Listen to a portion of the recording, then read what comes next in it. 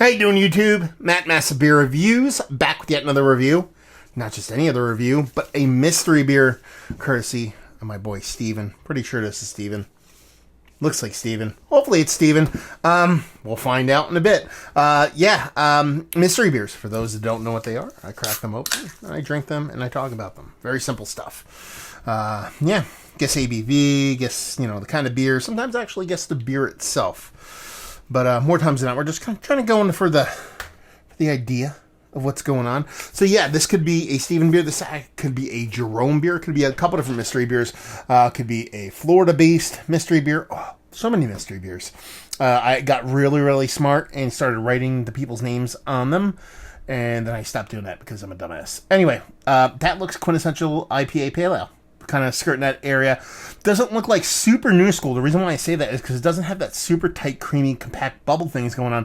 It's a bit more rocky, a bit more lacy. Could actually be versioning kind of a Belgian ale or a Saison or something like that, or even a sour Berliner. But she's got that just off-white rocky head on her and a soft haze to her. Definitely in that pale region, but that head kind of makes me think we're dealing with something a bit old school or a bit different. Let's get a nose. No, we're definitely dealing with a hop-forward, citrus hop-forward, very rich citrus hop-forward kind of beer here. What is it? It could still be an IPA, it could still be a pale ale. It could almost be like a hopped-up kind of Saison. It's going in a bunch of different directions. Erections? Did I just say erections? Directions. But what I'm definitely getting here is just gobs. Copious amounts of citrus. Yeah, just rich citrus on top of citrus on top of citrus. It's very orange citrus leaning, so you're kind of kumquat, your orange, your tangerine kind of leaning. It's not super grapefruity, and it's got this nice soft sweetness along with a little bit of pithiness. It doesn't come off big, it doesn't come off huge, it doesn't come off as gigantic, so I'm leaning more low ABV IBA or around pale ale or something like that. But I could see this getting a little bit kind of spicy or something like that, actually, Saison wise, because it feels like there's something else underneath. Let's dive in. Cheers.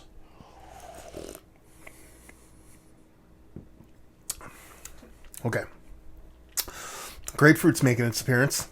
More citrus. So you're getting heaping gobs of that citrus, with a heaping helping of grapefruit. This is all part citrus. It's got this kind of sweet, tart, slightly acidic, kind of fresh squeezed orange juice thing going on. It tastes legit. It almost tastes like a hazy pale, probably an IPA with citrus added. That's how vibrant, how almost acidic it's coming off, because I feel like there's a soft acidity to the beer. Tasty. I think this is lower ABV. I've been really off my ABV. It's not necessarily mystery beers. I've actually been nailing them as of late. But more times than not, I'll be like, okay, this beer drinks like this ABV. And this, well, impactful and vibrant. I do think this is packing a low ABV punch. I want to say this is like 6.2. This is somebody's 6.2% citrus leaning IPA. I'm not getting that tartness, that subtle tartness that you typically get from a citrus fruit added IPA that I'm getting off this. So I want to say this is just completely hop driven. I think that's it. I think I'm done. It's a nice, rich. I almost think this is a shelfie. To be perfectly honest with you, for some reason it has this kind of shelfie vibrance to it. But I mean, more times than not, when I drink a shelfie beer, they lack that kind of super creamy, delectable mouthfeel to them. I think that's a process and part and parcel of making those new school hazies. I don't think they have a lot of long-term shelf. I don't want to say long-term shelf stability, but the mouthfeels of those typically don't.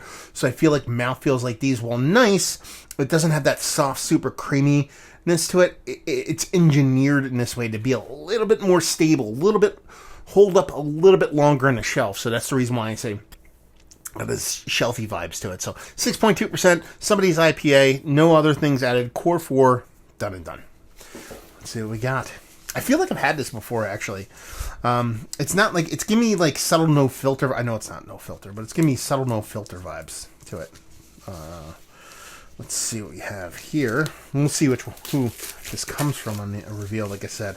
Who be this? Who be this? New Park. Okay, New Park Brewing, so it's definitely from Steve.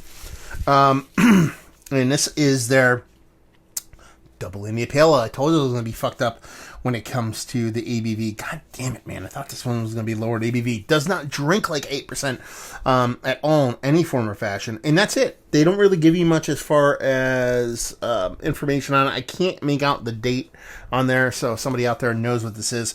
What they actually give the name, it's Laurel Double India Pale Ale, 8% alcohol by volume, and that's pretty much it.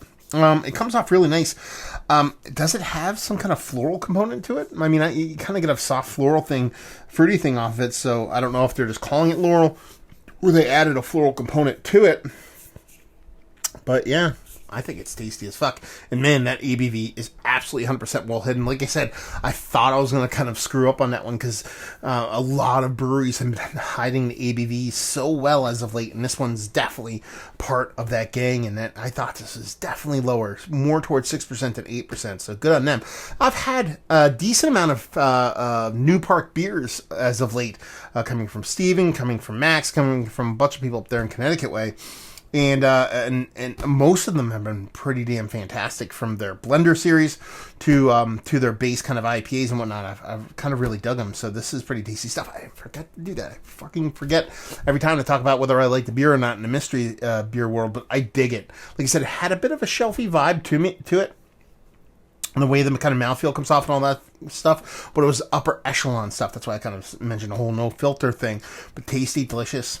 I like it. Just that ABV, man, creeping up 8%. It's pretty big. So let's talk about it. It's one of the better double IPAs I've had as of late. It's worthy of being in the conversation, for sure.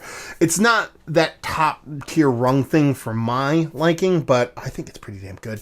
Value and availability? No idea. It's New Park. Maybe somebody out there can chime in and let us know what's what when it comes to how much these beers cost and whatnot, and leave you with, if you like what we like this. If you like double IPAs that drink like borderline pale ale IPAs, this one's going to do you proper because it's pretty damn tasty.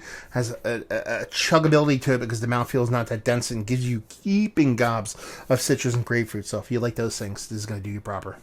There you go. Mystery beer in the books. Hopefully you guys enjoyed it. Down there if you want to talk about it. Massive Beers if you want to check me out doing the social media stuff. Beer Massive if you want to check me out doing the whole podcasting thing. And hopefully you guys enjoyed the review. Hopefully you're enjoying a nice little New Park Jammer right now. And hope to see you next time. Cheers.